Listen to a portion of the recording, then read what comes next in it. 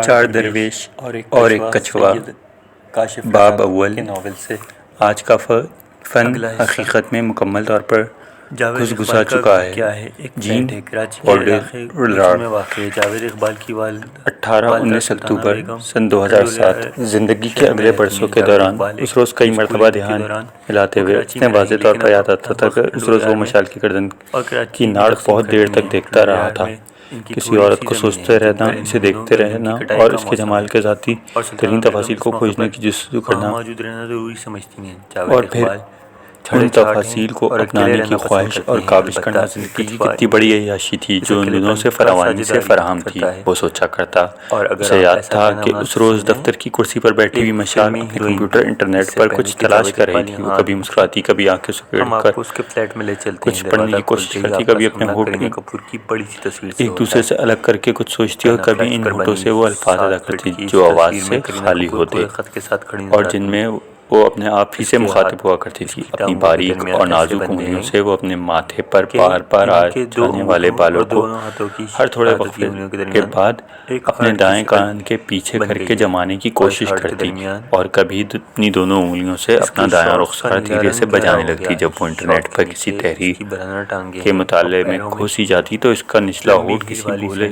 سے بچے کی طرح اس کے بڑائے ہونٹ سے الگ ہو جائے۔ وہ اس کے دو ہونٹوں کے جڑنے کے مقام پر بنے ہوئے اردو کے حرف دال کو دیکھتا۔ اس حروف کی بیرونی اور اندرونی ساخت کے رنگ میں مہین فرق نوٹ کرتا۔ مطالعے کے دوران مشال کو اپنے جسم کی ہر چند نازک سی حرکت کرتے ہوئے جو معمولی سی قوت سے صرف کرنی پڑتی، اس سے وہ اپنا نچلا ہونٹ پھر سے اوپر والے ہونٹ سے جوڑ دیتی۔ اس کی حرکات و سکنات میں ایک لوری سی موسیقی تھی۔ وہ کسی ستار بجاتے ہوئے موسیقار کی طرح اپنے آپ میں مگن تھی۔ بہت خوبصورت لگ رہی تھی، لیکن اس کے پیچھے دائیں جانب کو بیٹھے جاوید کے لیے جسے اپنی سے مشال کا صرف پروفائل نظر آ رہا تھا، وہ روز اس کی آنکھوں، ہونٹوں، انگلیوں کے مطالعے سے یادگار نہیں تھا جن کا وہ پہلے کئی بار مطالعہ کر چکا تھا اور داد دے چکا تھا۔ اس کے چہرے سے نظریں نیچے کرتے وہ اس کی گردن تک آیا تو اس کی نظریں اس گردن کی ناڑ پر ٹھہر گئی تھیں جس نے اس کے مشعل کی طرح فروزہ سر کو سہارا دے کر اٹھایا ہوا تھا۔ بائیں جانب ایسی ہی ایک اور ناڑ تھی جو اس وقت نظر آ رہی تھی۔ یہ دونوں ناڑیں مل کر ایک نیم مثلث بناتی تھیں جس کے اندر ایک قوس کی شکل میں مشال کا حلق تھا، جس کی گہرائی میں اس کی رنگت کی سفیدی کچھ اور بھی سفید، نفیس اور نازک ہو جاتی۔ جب مشال کے سامنے بیٹھی ہوتی تو وہ ان دونوں ناڑوں کے درمیان حلق کی حیرت انگیز سفیدی میں کھوس آ جاتا اور سوچتا کسی روز اپنی ناک اس حلق میں گھسا کر اس کی خوشبو بھی دریافت کر سکے گا، لیکن اس روز پہلے سے اس کی توجہ اس بات پر مرکوز نہیں ہو پائی تھی کہ حلق کے مقام پر تو اس قوس کی تعمیر میں ناڑ کی جس جوڑی کا ہاتھ ہے وہ خود کتنی دلفریب ہو سکتی ہے۔ اب جب اس روز وہ مشال کی گردن کی ناڑ دیکھ رہا تھا تو وہ سوچ رہا تھا کہ اس کی توجہ پہلے اس طرف کیوں نہیں گئی تھی۔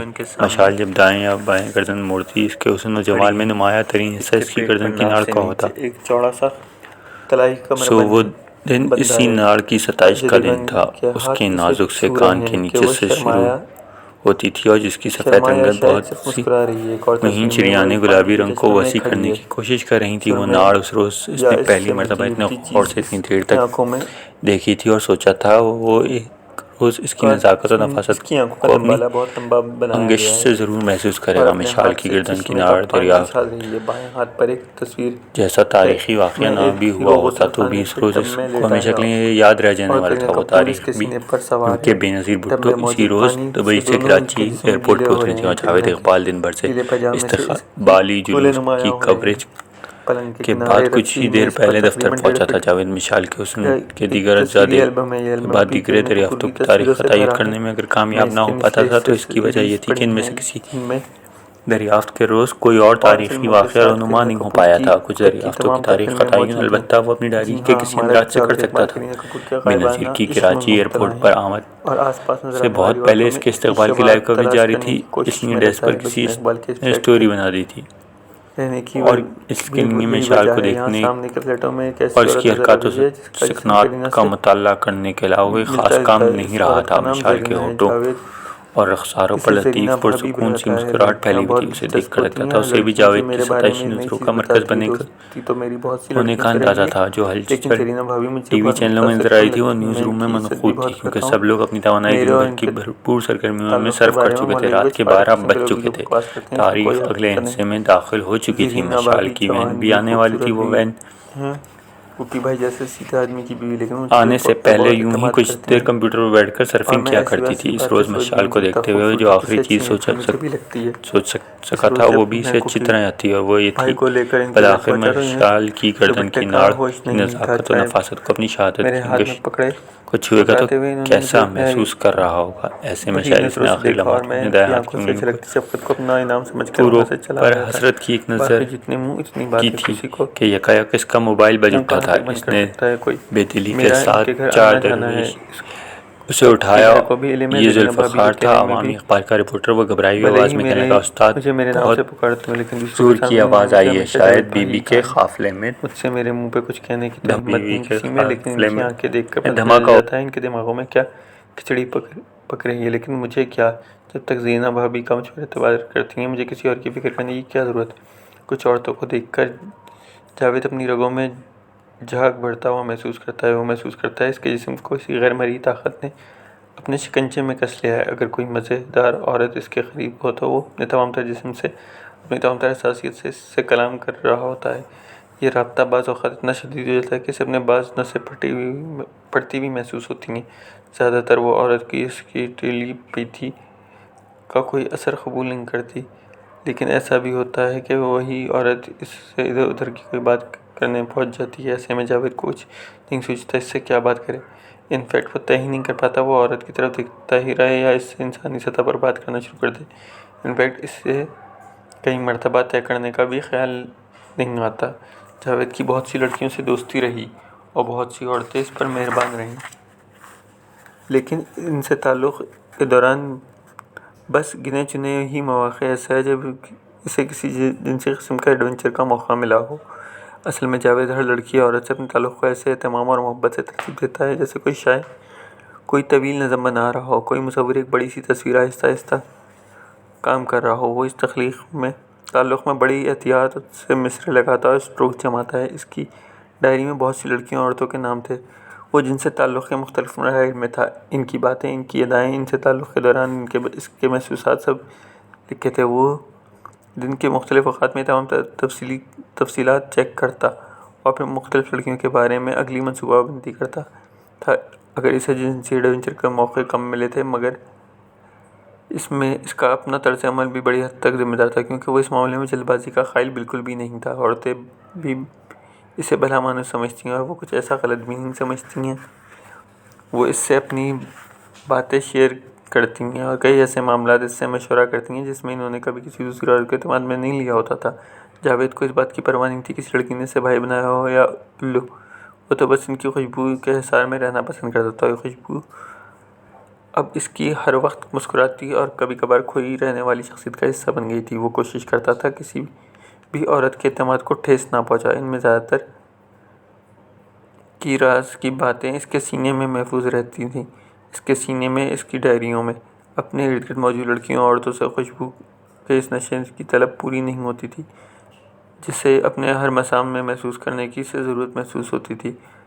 یہ کمی وہ فلمی اداکاروں سے پوری کرتا تھا. وہ انگریزی فلمیں بھی دیکھتا تھا، انگریزی اداکارائیں بھی اسے پسند تھیں، لیکن یہ ہندی فلموں کی اداکارائیں تھیں جو اس کے دل کا قرار لوٹ کر لے جایا کرتی تھیں. کچھ دکھاتی کچھ چھپاتی ہوئی بالی ووڈ کی اداکارائیں اس کا خاص ہدف تھیں.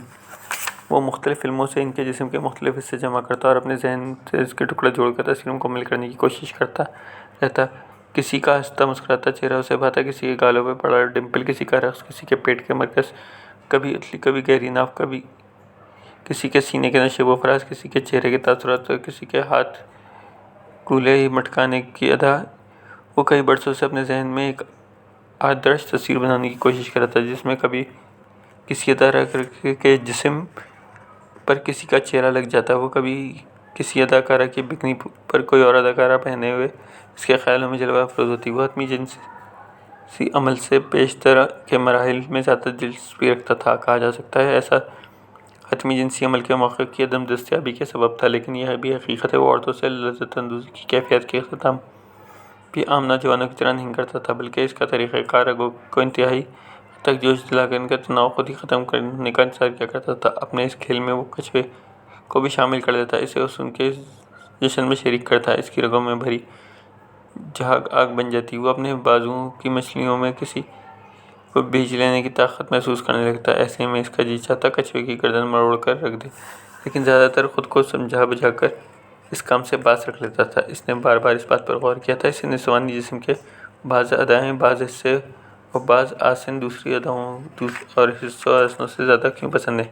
اس نے طے کیا تھا ایسا معاملہ ہے جس سے اس کی رہنما نہیں بلکہ وہ سراسر جبلت کے کہے پر چل پڑا ہے۔ یہ طے کرنے کے بعد اپنی نسوانی دلچسپیوں میں ایک ایسی پاکیزگی سی محسوس ہونے لگی جو کوئی شیمنی یا صافی اپنے گیان دیان کے بعد یا عبادت اور ریاضت سے محسوس کر سکتا تھا۔ جب وہ لڑکا تھا تو عورتوں کا سینہ اس کے سینے میں تلاطم پیدا کرتا تھا، لیکن اب وہ ان کی آنکھوں کا اسیر ہونے لگا تھا۔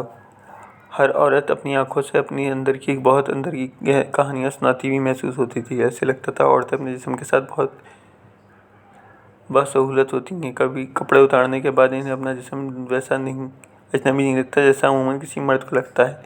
چہرہ الگ اور باقی جسم اس کے بالکل الگ۔